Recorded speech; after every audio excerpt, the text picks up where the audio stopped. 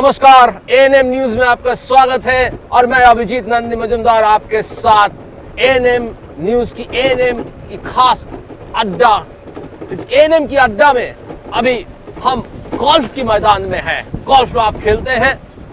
भारत की आला नेता, भारत के जितने सारे ब्यूरोक्रेट सभी लोग गोल्फ खेलते हैं, मगर गोल्फ के पीछे जो मैदान है, उस मैदान बनाने वाला कौन होता है आप जानते हैं? चलिए उन्हीं से मिलते हैं आज।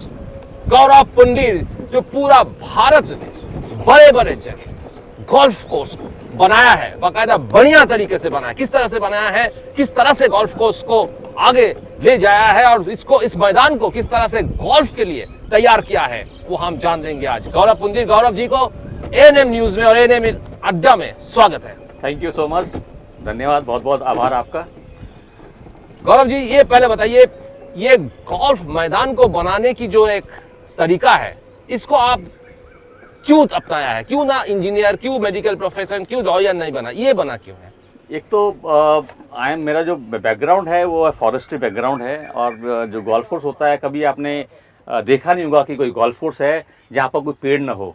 तो एक ये बड़ा मतलब नेचर के साथ में एक अद्भुत मिलन है इसका, एंड उसमें एक स्पोर्ट्स भी है। I think that this is only sports जो आउटडोर खेल सकते हो आप, एंड आपके पास में दोनों, आप स्पोर्ट्स एंजॉय भी करोगे और आप नेचर का एंजॉय भी करोगे। तो जब आप स्कूल में पढ़ते थे तो उस टाइम ये गोल्फ के बारे में आपको पता था? हाँ, मेरा स्कूल मैं कैमरन हॉल देहरादून में पढ़ा हूँ, तो मेरे स्कूल के पास में गोल्फ कोर्स हुआ करता था DSI आर्मी का।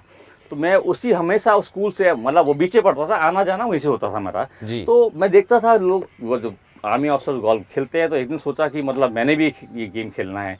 तो एक पैशन इसके थ्रू मैं मतलब एक झुकाव इसके थ्रू मेरा बना और मैं इस लाइन में आ चुका हूँ।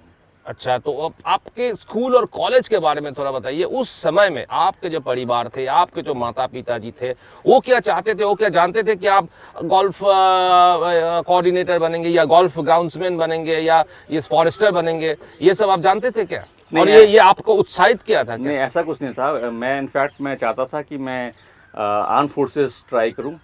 मेरा 2 बार SSB इंटरव्यू सिलेक्शन नहीं हो पाया, एंड फिर उसके बाद में मैंने फॉरेस्ट कॉलेज ज्वाइन किया। फॉरेस्ट कॉलेज ज्वाइन करने के बाद में ये झुकाव गोल्फ के प्रति बन गया, एंड ये सौभाग्य वाली बात है। एक अंदर का एक था कि चलो एक दिन गोल्फ कोर्स पर मैं जाऊंगा एंड गोल्फ कोर्स को मेंटेन करूंगा।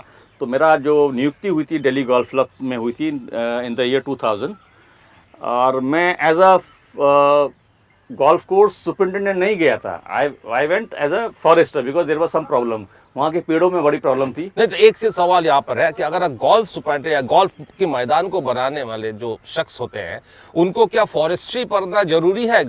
इस फॉरेस्टर बनना जरूरी है? नहीं, ऐसा कुछ नहीं है। देखिए, जो भी ये तो घास है, हम लोग तो घास में पूरा गेम घास का होता है और अंडरग्राउंड ड्रेनेज का होता है। बट जो हमारे गोल्फ सुपरिटेंडेंट हैं इंडिया में, वो कोई एग्रीकल्चर बैकग्राउंड से है, कोई हॉर्टिकल्चर बैकग्राउंड से है। आई थिंक मैं ही अकेला फॉरेस्टर हूँ जो मैं इस बैकग्राउंड से हूँ। एंड पहले तो आर्मी के ऑफिसर्स हुआ करते थे, वो हिट एंड ट्रायल करते थे, और उन्होंने काफ़ी कोशिश की है सुधारने के लिए।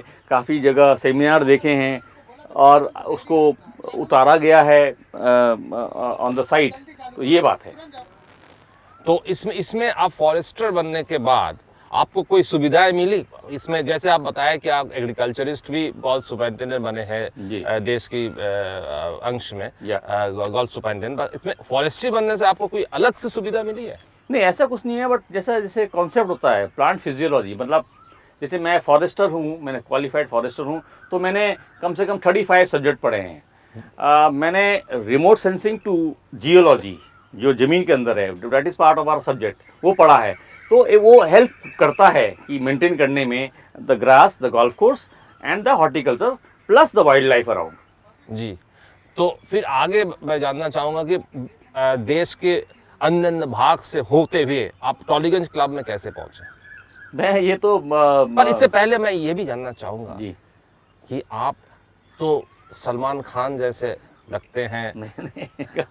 फिल्मों में शौकीन है, गाना गाते हैं, बाजा बजाते हैं, तो इसमें बीच में प्यार व्यार की चक्कर कब होगी? ये तो शौक है, मतलब शौक बोलते हैं, शौक को जिंदा रखना चाहिए। और मैं चाहता हूँ कि जैसे मतलब मेरा एक सोचना है, मानना है कि ज़िंदगी बड़ी छोटी सी है, जो मिलता है समेट लो।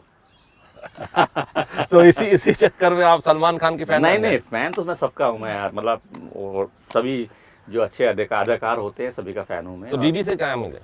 बीवी से देहरादून में मिला, तो मैं देहरादून में मिला। और ये तो हम सोचते थे कि भाई देहरादून की लड़कियाँ सबसे अच्छी होती हैं, तो देहरादून में शादी करेंगे। तो चलिए आगे भी कोर्स देखते देखते बात ठीक है, किया जाए। ठीक है। तो यहाँ पे पानी का मतलब यहाँ क्या क्या होता है यहाँ पे? Irrigation, irrigation, automatic irrigation. Automatic irrigation होता है। अच्छा, तो ऑटोमेटिक इरिगेशन क्यों दरकार पड़ता है गोल्फ कोर्स में? देखिए, ये गोल्फ कोर्स जो होता है 18 होल गोल्फ कोर्स होता है, ठीक जी। है ना। इसमें पार 3 से लेकर पार 4 और पार 5 होते हैं। जी।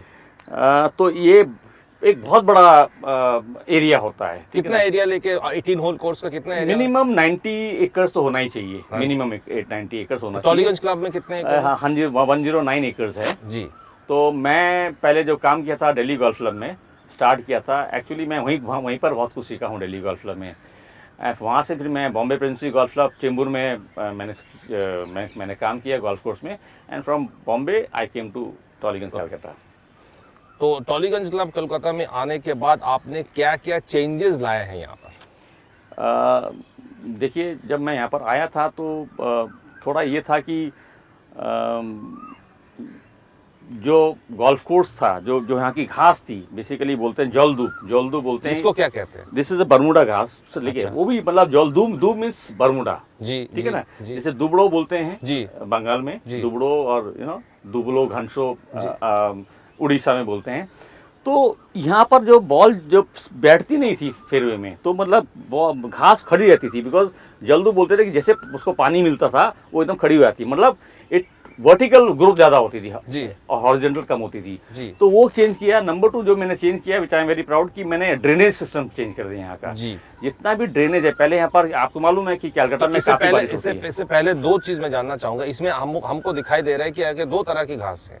जी, है ना, आपको भी दिख रहा है? नहीं, तो ये दो तरह की घास का थोड़ा सा। घास एक ही है, जी। टी से लेकर ग्रीन तक जी। बट जो हम कटिंग करते हैं ग्रीन में, वो हम करते हैं 3 to 5 mm के बीच में। जी। आई एम टॉकिंग मिलीमीटर्स जी। में। जी। और जो फेयरवे होता है वो भी mm में वो करते हैं, बट वो उसका हाइट थोड़ा ज्यादा होता है। तो वो क्या है? वो जो जहाँ पे वो भी कलकत्ता दूब है, ये भी कलकत्ता दूब है। तो इससे और इससे फर्क ये है, कटिंग में फर्क है। क्यों फर्क उसकी है? हाइट है अराउंड 3.5 mm और इसकी हाइट है 14 mm। और आप रफ देखोगे, जहाँ रफ है साइड में, उसकी हाइट है अराउंड 25 mm। ये फर्क क्यों है?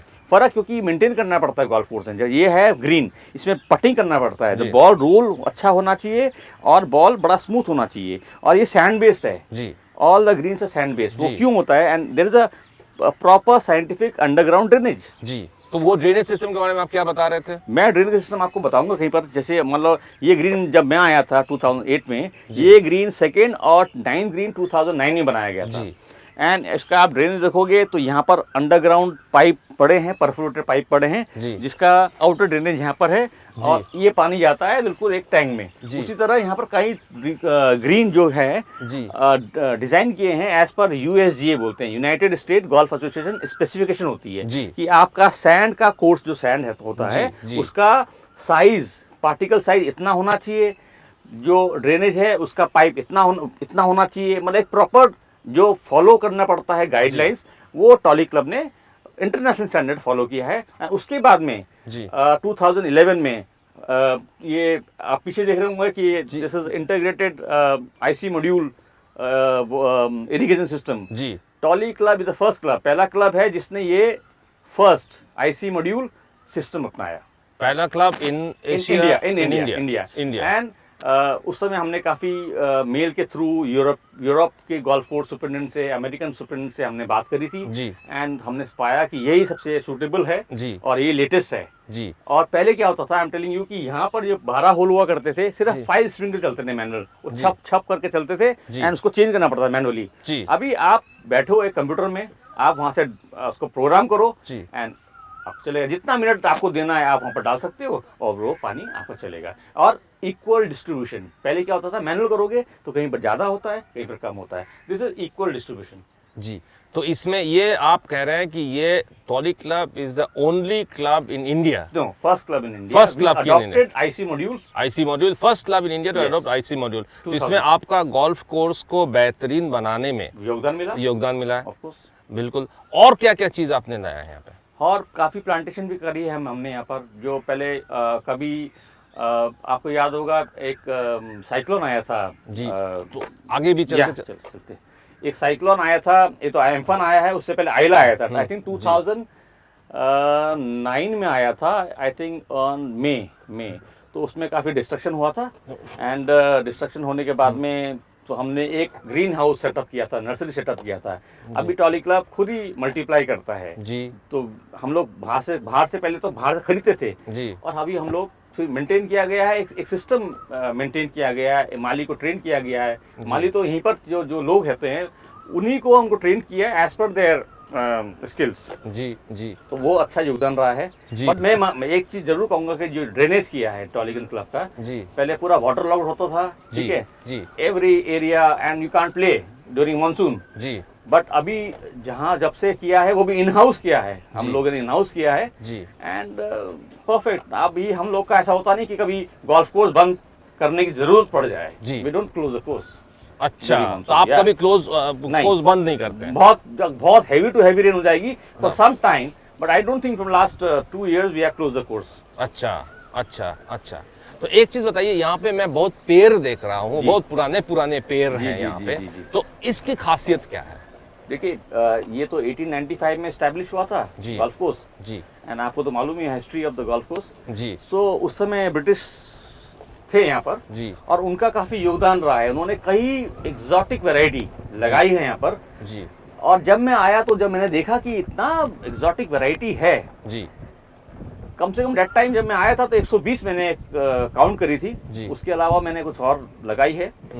और तो जो बाहर से 90, आपको शायद मालूम भी होगा या आपने सुना होगा, जी। ट्रीज ऑफ कैलकाटा एक बुक आई थी 1943 में। जी।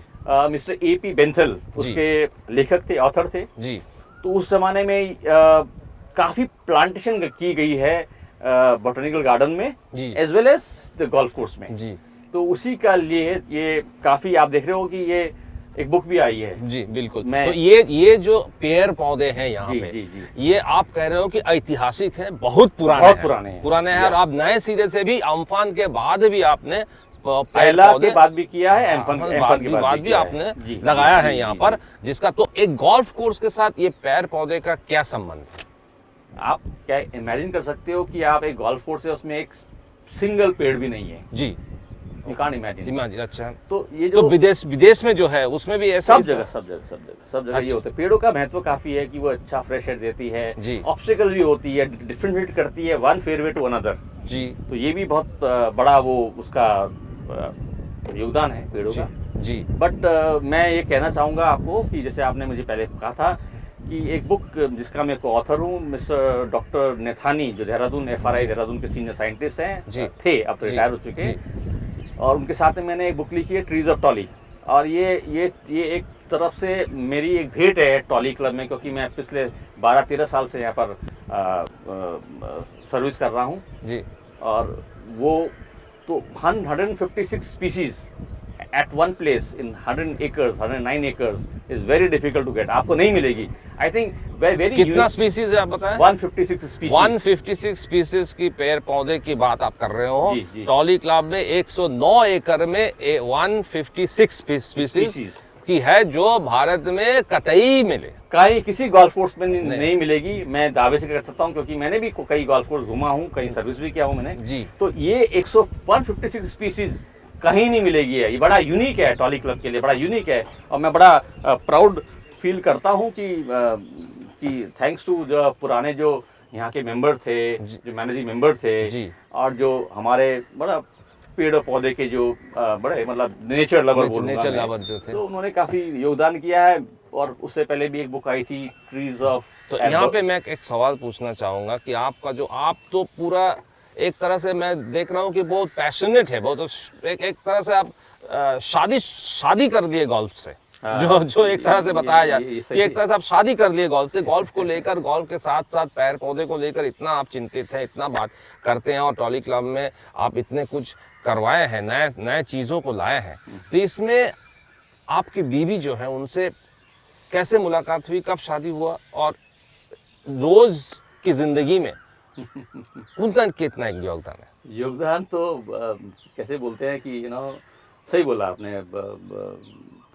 जैसे जो गोल्फर होता है, तो गोल्फर जब गोल्फ खेलने के लिए आता है तो उसको मिनिमम 4.5 से 5 घंटा लगता है। फिर वो अपने घर से निकलेगा, फिर वो वापस घर में जाएगा, तो 6 घंटे लगते हैं। तो बोलते हैं ना कि एक हस्बैंड और वाइफ के बीच में ये होता है कि यार ये तो बाहर ही रहता है, ये तो घर में रहता नहीं है। तो मैंने तो इसको डिवोर्स दे दिया, इसलिए लाइक तलाक बोल दिया, ठीक है ना। मतलब ठीक है, बिकॉज उसको गोल्फ से मतलब है। बट मेरा भी वही सिस्टम मेरा भी है कि मतलब मेरी सुबह और शाम यही होती है, तो मैं सिर्फ घर में खाना खाने सोने जाता हूँ। बट मैं एक चीज़ बोलूँगा, जैसे मतलब मेरा जो मेन सब्जेक्ट है वो फॉरेस्ट्री है, और ये गोल्फ कोर्स है, ये घास का है कि how to grow grass and all that maintain. तो मैं ये कहूँगा कि जैसे मतलब एक पिता अपने बच्चों को पालता है, वैसे जो आपने पौधा लगाया तो उसमें पिता की भूमिका होती है। और जब आप घास को मेंटेन करते हो, और घास जो हमारा ग्रीन का घास होता है वो 3-4 बार अपनी शक्ल चेंज करता है, तो आपको ढूंढना पड़ता है, चेक करना पड़ता है आप कि इसको बीवी से घूम जाते हैं। बीवी तो तो आप हम लोग दर्शकों के लिए ये जानना चाहेंगे कि इस सब के बीच में आपका बीवी का किस तरह से आपको सहायता करती है? My wife is MSc botany, तो शी अंडरस्टैंड कि कैसे होता है, कि you are dealing with the plants. आप पेड़ पौधों से करते हो, आप एनवायरनमेंट्स के अनुरूप और विरूप जो भी है, उसके अलावा आप तो उसको नहीं, मैं समझ गया हूँ, मैं आपकी बात समझ गया हूँ कि आपका बीवी आपके साथ, behind every successful man there is a woman, तो उस तरह की रोल निभाई है। हाँ, ये तो और जो एक प्यारी सी संबंध है वो बरकरार है, इसीलिए आप ये इतना कर पाए हो आप। एग्जैक्टली मुझे पूरा छूट दिया है, फुल हैंड तो दिया है। बीवी को कट करने की कोई बात ही नहीं होती है। नहीं, ऐसी कोई बात नहीं होती है। नहीं होती है। पहले करीब 4-5 साल मेरी बीवी तो बेचारी मतलब तो घर में रहती थी। आई हैव 2 सन्स, तो उनको पालन पोषण करना पड़ता था। Then she become a teacher now and consultant psychologist, तो वो अपनी दुनिया में मस्त है, मैं अपनी दुनिया में मस्त। अरे वो तो आप गोल्फ कोर्स को लेकर मस्त है, वो साइकोलॉजी को लेकर मस्त है, आपका साइकोलॉजी में मिल जाता है। बस। तो गाड़ी आगे बढ़ती रहती है। जी जरूर। चलिए थोड़ा सा हम आगे चलते हैं आस्ते आस्ते। तो साथ साथ गौरव जी, हम लोग थोड़ा ये भी जानना चाहेंगे कि जब आप ये सब काम करते हैं जी, और करते हुए ये राज्य सरकार, केंद्र सरकार, या आप टॉलीगंज क्लब में जब है, तो यहाँ के कमिटी, यहाँ के मेंबर्स, यहाँ पे आपका टीम, किस तरह से आप जुड़े हुए हैं, किस तरह से इन लोगों के साथ संबंध, क्या इन लोगों से कितना सपोर्ट मिला है? देखिए बहुत ज़रूरी होता है, अगर द मैनेजमेंट ऑफ द जहाँ पर आप सर्विस कर रहे हो, अगर वो बड़ा सपोर्टिव है जी, एंड आपको ट्रस्ट करता है जी, एंड नई क्रिएटिविटी जो आप करना चाहते हो, तो मुझे पूरा का पूरा 100% से ज़्यादा यहाँ का सहयोग मिला जी। The people of Calcutta are very nice and warm, जी, तो they give you respect also. And काफ़ी कुछ कमिटी से मैं प्रपोज करता था, और कमिटी से प्रपोज करने के बाद मैंने हिट एंड ट्रायल होता था हमारा। मान लो जैसे नया ऑर्गेनिक प्रोडक्ट ट्रायल करना है हमको जी, तो वो मुझे पूरा मिला है। आई एम वेरी ग्रेटफुल कि I got a good management and a committee, the ex president, the ex golf captain which I work under them. जी, प्लस दूसरा बात जो मैं बहुत महत्वपूर्ण बात है, वेरी इंपॉर्टेंट बात है, जी। वो ये है कि टीम बिल्डिंग। जी। आपको जो अपने टीम बिल्डिंग बनाने में बहुत एक टफ जॉब है जी। और अगर आपकी टीम अच्छी बिल्ड हो जाए जी, तो फिर आपको रिजल्ट आपको ग्राउंड में मिलते हैं। जी, बिल्कुल। तो चलते चलते आप कुछ आपकी जो एक्सपीरियंस, अनुभव है यहाँ पे काम करने का, बढ़िया सा कुछ स्टोरीज जो हैं दर्शकों के लिए, अगर कुछ स्टोरीज हम लोग के साथ शेयर करें, कुछ अनुभव से स्टोरी कि ये ऐसे हुआ है, कुछ इंटरेस्टिंग सी स्टोरीज। स्टोरीज तो बहुत हैं, आप 2 स्टोरी सुना दीजिए, लेकिन छोटी छोटी 2 स्टोरी। काफ़ी स्टोरीज है, मुझको मतलब ये समझ में नहीं आ रहा कि मैं आपको कौन सी स्टोरी सुनाऊंगा, बट सबसे अच्छी ये रही है कि जैसे हम लोग यहाँ पर काम करते हैं तो रोज़ एक नई हंसी मजाक भी होती है, एक टीम बॉन्डिंग भी होती है, और अब तो हमारी जो मेंटेनेंस टीम है वो मंडे को फुटबॉल खेलती है जी। तो इससे बढ़िया क्या बॉन्डिंग आपको तो आप मिलेगी। सबके साथ एक साथ मिलकर जी, चलते जी, हैं, जी, एक साथ मिलकर आगे बढ़ते हैं। तो जैसे आपने 156 वैरायटी बताया जी। पेड़ पौधे की, तो ये सब जो हम दायां बायां देख रहे हैं, जी। ये वो 156 वैरायटी में से है। हाँ, छप्पर 156 वैरायटी है, बट हाँ, पेड़ तो बहुत सारे हैं, बहुत सारे, पर हाँ। इतनी वैरायटी किसी जगह मिलती नहीं है, मिलती नहीं है। मिलेगी। जी। इवन अक्रॉस द रोड कहीं दूसरा जो क्लब है वहाँ पे भी नहीं मिलेगी, कहीं नहीं मिलेगी। जी जी जी जी it's a very rare thing, and उसको प्रिजर्व किया गया है जी। और नई वैरायटी को मल्टीप्लाई किया है। बहुत सी वैरायटी तो ऐसी है जिसमें सिर्फ एक है, जी। जैसे वो पेड़ है आपका ऑन द वॉल साइड में, जी। ठीक है ना, हम लोग खड़े हैं 4 नंबर फेरे में, दैट इज 50। जी, वो जी। पेड़ का नाम है गुस्ताविया ऑगस्टा, ठीक है, गुस्तावी ऑगस्टा। अच्छा। वो बड़ा रेयर ट्री है, ये तो आपको मिलेगा एग्रीकल्चर हॉर्टिकल्चर सोसाइटी में मिलेगा, एक यहाँ मिलेगा। बट जब ये पेड़ को हमने मल्टीप्लाई किया है, हमने कम से कम 20 पेड़ बनाए हैं। गुस्ताव, हाँ, तो गुस्ताविया थोड़ा हम लोग भी देख लेते हैं। गुस्ताव, आइए आइए आइए। अब वहाँ पर जाना कैसे जाएंगे, चलो वहाँ से घुमा के ले आ लो, घुमा के ले आ रही। क्या क्या नाम बताया उसको? गुस्ताविया ऑगस्टा। गुस्ताविया। ये कहाँ का पेड़ है? ये आप देश में मिलता है? ये तो एक्सोटिक है। देखो, 2 तरह के पेड़ होते हैं, एक इंडिजिनियस जो हमारे देश में हैं, और एक होते हैं एक्सोटिक जो मतलब बाहर वाले होते हैं, और किसी ने यहाँ पर लगाया है और किया, मतलब उसको ये वाला पेड़ है, ये वाला का आप देखेंगे, ये वाला पेड़ है, ये 2 पेड़ हैं और अभी हमने मल्टीप्लाई कर दिया। बड़ा सुंदर फूल होता है ये कौन सा येलो? हाँ, नो ये नॉट येलो, येलो का बगल में जो है, उसके ऊपर आपने देखा होगा एक बर्ड भी आ रहा है, पिंक कलर का बर्ड आ रहा है। हाँ, उसमें बड़ा सुंदर फूल होता है उसका। अच्छा। हाँ, तो कई चीज हमने ऐसी है कि जो रेयर ट्रीज होती है, तो रेयर ट्रीज को हमने मल्टीप्लाई किया है, मल्टीप्लाई करके हमने उसको बढ़ाया है। क्योंकि सपोज हमारे पास, अगर आप दोबारा से बताएं, गुस्ताविया ऑगस्टा, यही आप बता रहे हैं कि बहुत रेयर ट्री है, इसको आपने मल्टीप्लाई करके पूरा टॉलीगंज क्लब में अभी लगाया नहीं, हम लोग ग्रो कर रहे हैं नर्सरी में, नर्सरी में ग्रो करके लगा रहे हैं। तो इसमें ये गुस्ताविया ऑगस्टा यहाँ पे बंगाल में या भारत में कहीं पे मिलेगा? ये मिलेगा आपको, एग्रीकल्चर हॉर्टिकल्चर सोसाइटी है जो 1 अलीपुर रोड, जी, वो तो बहुत पुरानी सोसाइटी है जी, वहाँ मिलेगा आपको, और बोटानिकल सर्वे ऑफ इंडिया मिलेगा। बट हमारे पास तो सिर्फ 2 ही पेड़ थे जी। उसी तरह हमारे पास कई पेड़ ऐसे हैं, जैसे रोज कुछ पेड़ हैं हमारे पास, कई पेड़ ऐसे हैं जिसमें एक ही पेड़ था, तो अगर वो खो जाए, अगर वो लुप्त हो जाए, तो इसीलिए मैं चाहता नहीं हूँ कि वो जो है, जो वो धरोहर है, इट इज अ धरोहर टू अस जी, हमारे लिए तो बहुत बड़ी चीज है वो, कि हमारे पास एक पेड़ है, तो अगर वो बढ़ जाए तो हम कहाँ से लाएंगे। तो इसीलिए हम लोग मल्टीप्लाई करते हैं। जो आयला के बाद में नर्सरी बनाई गई थी हमने, तो उसमें हम लोग करते हैं और रोज लगाते हैं। अच्छा गौरव जी, आप हम सुने हैं कि ये आपका ये गोल्ड कोस्ट ऑर्गेनिक है, इसके बारे में अगर थोड़ा विस्तार से बताएं। देखिए, 2014 से हमने ट्रायल करना शुरू किया है। तो पहले तो हम लोग 100% complete synthetic fertiliser, chemical fertiliser use करते थे। वो हल्के हल्के हम लोगों ने ऑर्गेनिक फर्टिलाइज़र यूज़ करना शुरू किया, और मैं कह सकता हूँ कि द रिजल्ट आर अमेजिंग। क्योंकि जब ऑर्गेनिक आप अच्छा यूज़ करोगे, अच्छा ऑर्गेनिक यूज़ करोगे, तो द सॉइल बिकम प्रोडक्टिव। जब सॉइल प्रोडक्टिव होती है तो रिजल्ट अच्छा आता है, ग्रास की जो ग्रोथ होती है वो अच्छा होता है। हमारे यहाँ जेकॉल है, उनकी हेल्थ अच्छी हो गई है।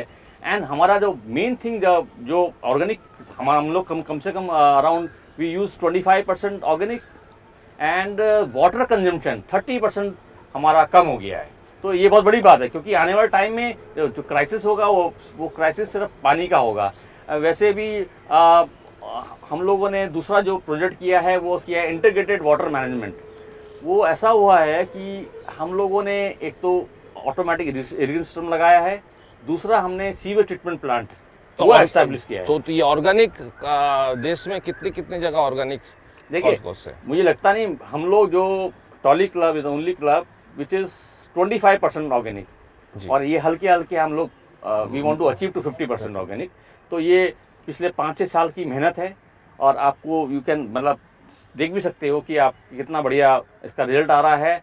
जो हमारा फर्टिलाइज़र है हम लोग कम यूज़ करते हैं, हम लोग पानी का जो मात्रा है वो घट गई है। पहले हम लोग पानी काफ़ी यूज़ करते थे, अभी कम हो गया है, तो उससे भी काफ़ी फ़र्क पड़ा है।